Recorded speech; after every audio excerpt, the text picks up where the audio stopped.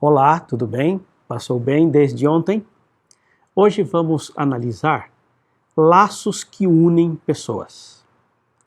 Lembrando que a aliança da qual estamos estudando sempre se refere a um relacionamento.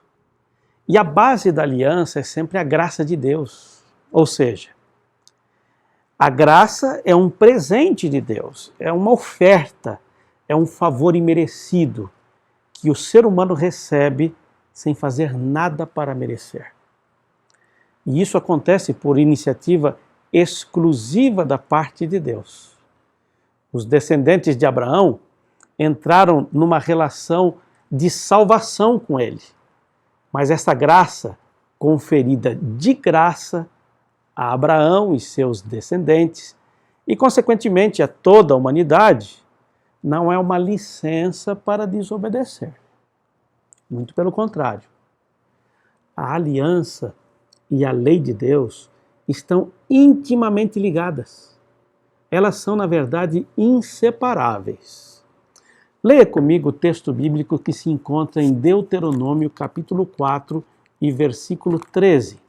Diz assim: Então ele anunciou a sua aliança, que ordenou a vocês os 10 mandamentos, e os escreveu em 2 tábuas de pedra. Perceba como esse texto se relaciona com a lei. Esse texto revela o quanto a lei é fundamental para a aliança.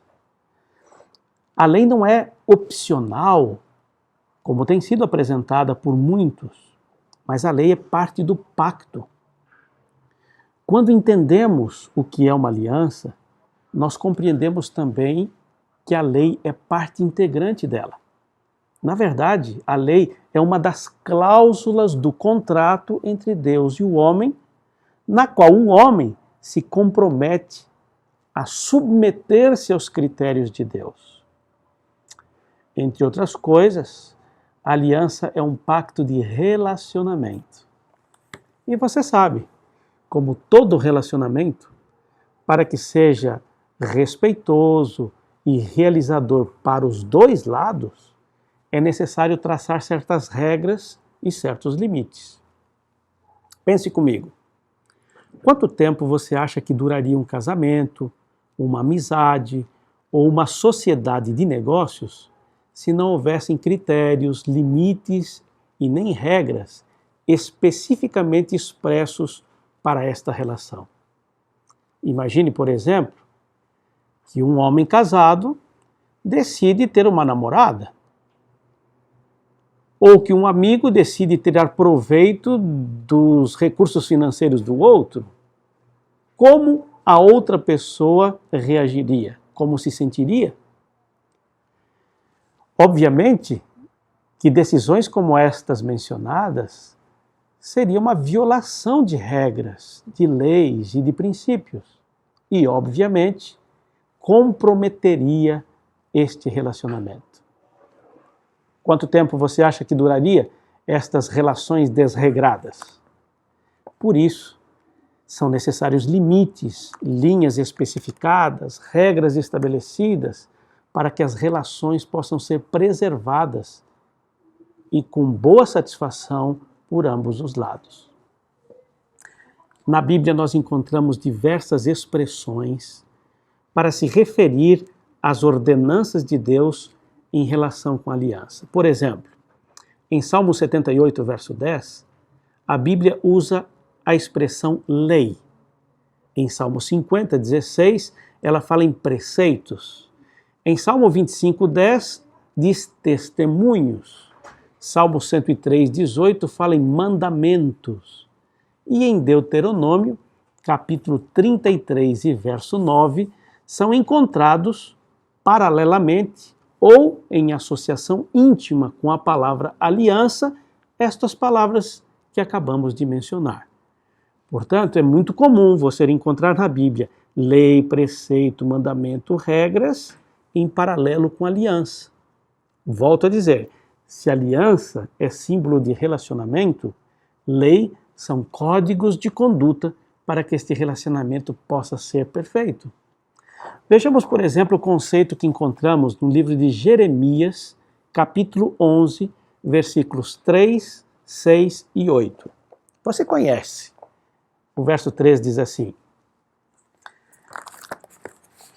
diga-lhes, assim diz o Senhor, o Deus de Israel, maldito será aquele que não obedecer aos termos da minha aliança. Percebe a relação aí? Obedecer, aliança. E o versículo 6. E o Senhor disse, proclame esta mensagem nas cidades de Judá e nas ruas de Jerusalém. Qual era a mensagem? Diga, lembrem-se da antiga aliança e de todas as suas exigências. Percebe mais uma vez? Exigências em paralelo com a aliança. Vamos agora para o versículo 8. Mas seus antepassados não me deram ouvidos, nem prestaram atenção.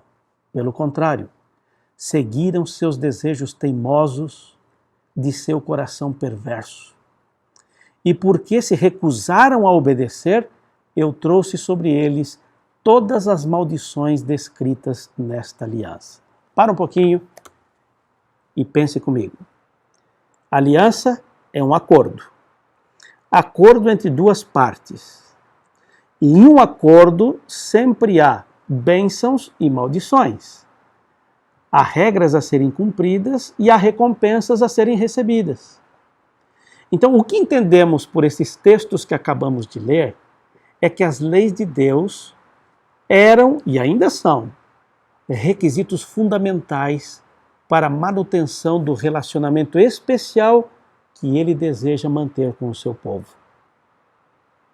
Logo, a obediência aos mandamentos de Deus não tem nada a ver com salvação.